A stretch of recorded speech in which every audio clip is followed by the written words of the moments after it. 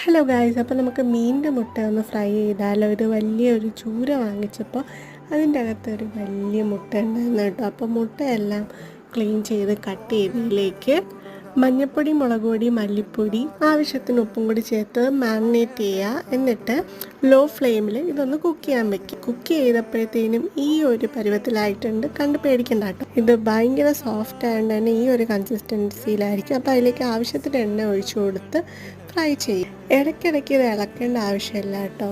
ഇത് പൊടിഞ്ഞ് മാവ് പോലെ ആയിപ്പോവും.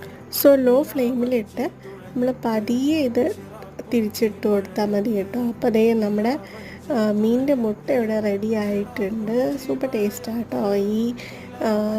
ഇതെല്ലാം എടുത്തിട്ട് ഇതിൻ്റെ ഈ എണ്ണയിൽ കുറച്ച് ചോറും കൂടി ഇട്ട് കുഴച്ച് കഴിഞ്ഞാണ്ടല്ലോ അടിപൊളി. അപ്പം മീനിൻ്റെ മുട്ട നിങ്ങൾ ഇങ്ങനെയാണോ ഫ്രൈ ചെയ്യുന്നത്, അല്ലെങ്കിൽ വേറെ എന്തെങ്കിലും കുക്കിംഗ് മെത്തേഡ് ഉണ്ടെങ്കിൽ do let me know. By.